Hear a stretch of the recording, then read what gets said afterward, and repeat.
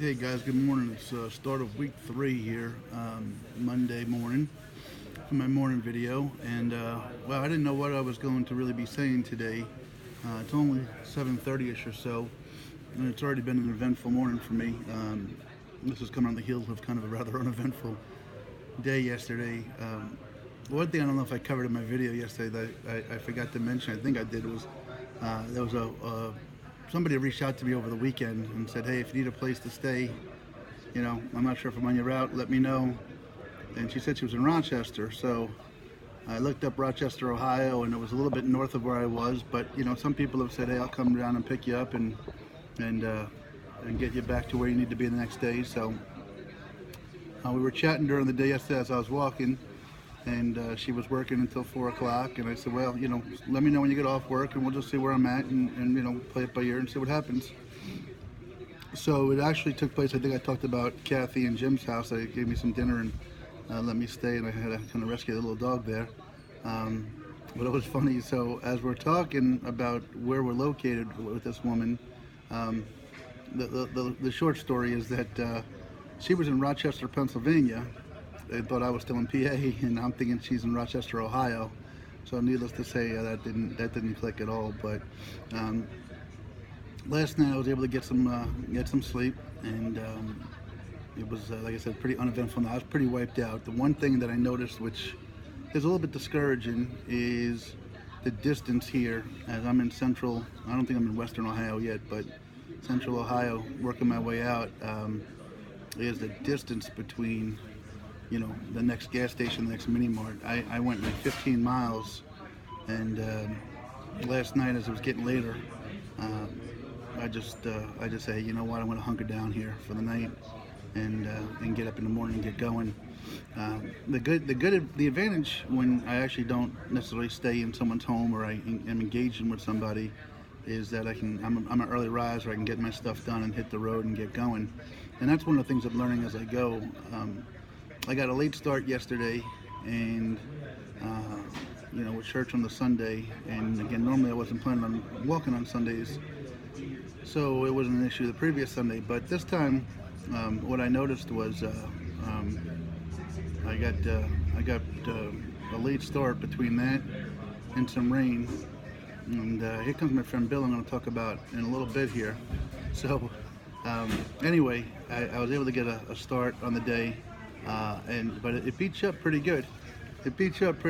And that's a gentleman I'm going to talk about here real briefly. So anyway, I need to learn that it's good because I do rest a lot. I do try to engage folks when I can. That it's not like I'm walking 8 straight hours or 7 straight hours, and this is what I'm doing. So like I said, yesterday was a pretty uneventful day, and then today I got up bright and early.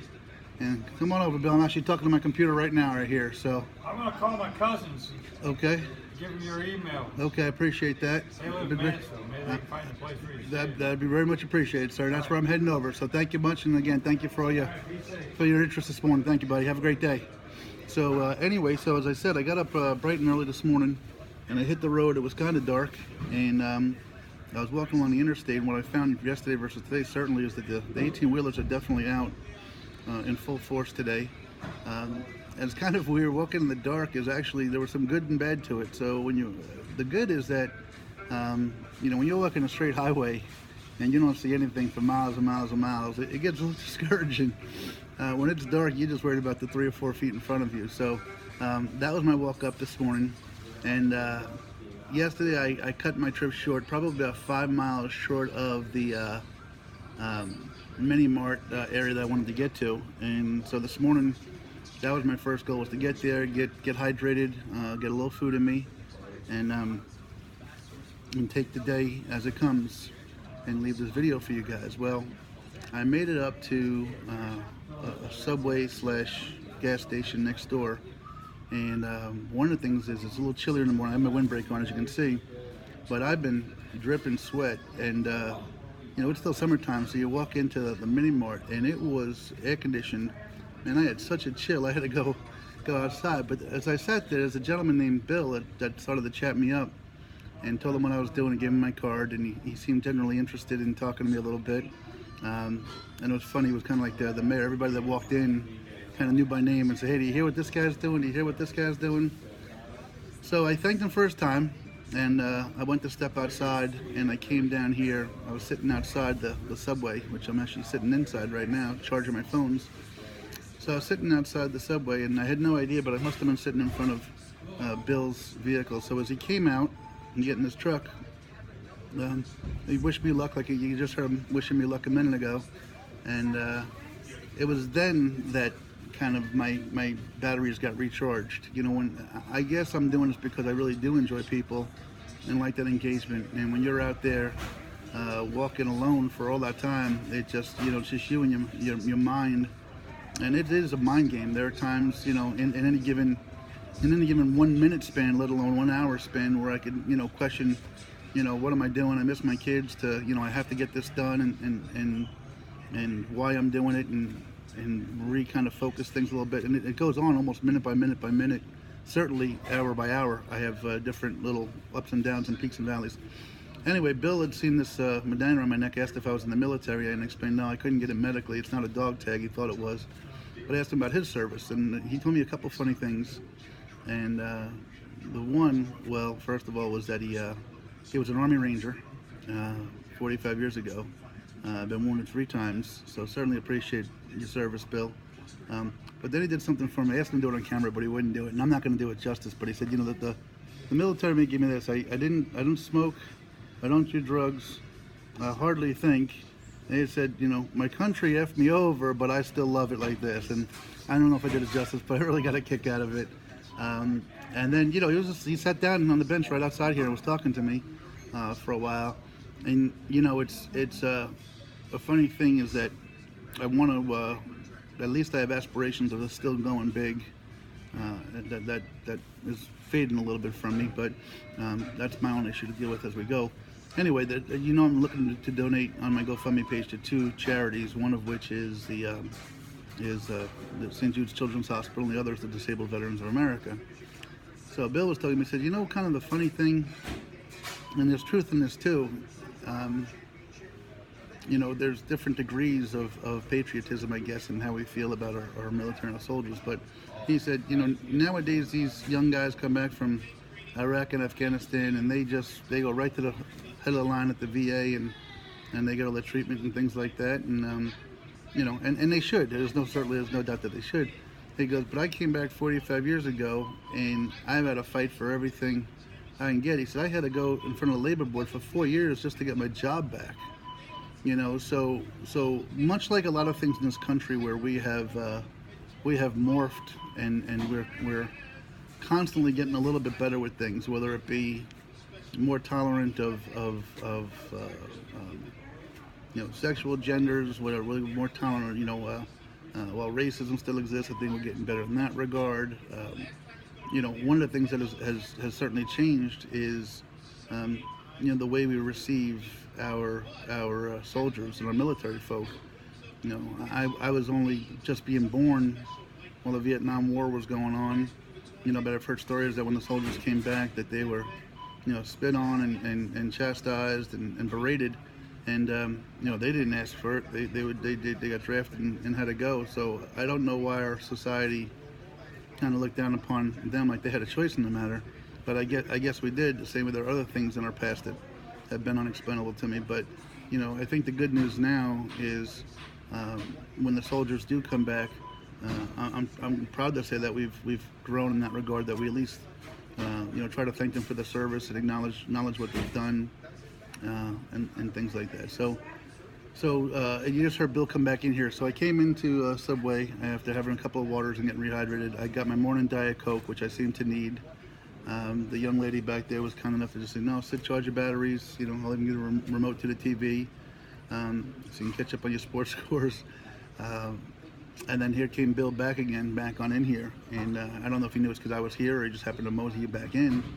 Oh, I'm sorry, but earlier before he left, he was sitting on the bench. He said, did you eat anything yet? I said, no, not yet. You know, that cold water kills me. I need a little while to relax and process. And he said, well, they got some biscuits and gravy, and it's real good. Can I get you some? And I said, I'd really appreciate that. So pepper, no pepper. So I said pepper. So he came back with doused in pepper and gave me that. So again, thank you, Bill. Much appreciated. So anyway, I'm on my way to Mansfield. It was 21 miles from where I was taken off this morning. I've already done 6 of those, so I have 15 to go. I definitely need to shower. I definitely need to do some laundry. When you only have 4 or 5 things and they get wet and sweaty and disgusting, you can stink the whole bag up. So I'm gonna, as soon as I get done with this video, publish it, and then Google search. If there's a laundromat up in town. I think there is. It's a pretty sizable town. And what I'm going to ask you guys, I'm running real low on a lot of things these days. Sometimes, my mental stability, not stability, but my mental aptitude or approach to this thing, like I said, it can fluctuate pretty quickly. So please continue. The emails I've gotten from folks that have just read me randomly in a newspaper mean the world to me. To those that have been supporting me from the get-go, please just remind me that I'm doing this for the right reasons, right? And it means a lot to me. Also, I know a few people have asked, but again, take Route 30 and look at the map. I think I've outlined myself from here to Fort Wayne. I know a lot of people have reached out, but it's not even the big towns. It's these little tiny newspapers. One called the Daily Record out here, and something else. It's those little newspapers that can get my word out there. You heard Bill say he was going to call a relative of his in the town I'm going to and give him my email and see if they would put me up for the night. The one thing I'm learning as I go, that the hardest thing for me, when I first started this, in my mind, I know how full of energy I usually am, is, well, I'll just walk, boom, I'll get there, and then I'll be walking around town and being my usual engaging, happy self, and I'll have all the energy to do that, and then I'll be able to, go sit down somewhere and get all my bills or talk to my kids and get all my family and personal life stuff done, and then I can learn about the family I'm with and the whole thing. And in a perfect world, that's a great concept. But when I'm finding that it's not a perfect world, and as it takes me time to get there, physically it's tiring. So I need time to kind of decompress and regroup, and then I kind of got to work a room, a store, people, and that's not an easy thing to do, because especially here this morning, even though Bill was introducing me to these folks, I was trying to give them my kind of card to let them know what I'm doing, and people were looking at me like I was, the plague, or trying to give them, trying to convert them from religious some aspect of something, I don't know. Anyway, so I can't tell you what a great help it is. The 3 or 4 times I've had, Mike and Carol and Chris that have been there for me to say, hey, when I get where I'm going, that back part of it is kind of taken away from me. I know I've got a place. I know I've got somebody to call, and there will probably be a place for me and a story to tell, as opposed to last night when there really wasn't much to tell. So if you guys can do me that favor, just keep banging these small newspapers. It is kind of a neat story. I enjoy talking about it. I enjoy meeting the people, and if that can help me get through, we'll go from there. So that's the game plan. I do know what I want to talk about on my, I got an email yesterday, and I'll talk about that on my midday call. The weather's overcast still. I don't think we're going to have any rain. It is a little bit cooler and certainly foggy right now. I'm going to be taking off the interstate and going that way. I got 15 miles left to go, and we're just going to make it happen. So guys, thanks. Kira, Grace, Landon, I love you guys. All right, thanks everybody for supporting. I love you guys too. Have a great day.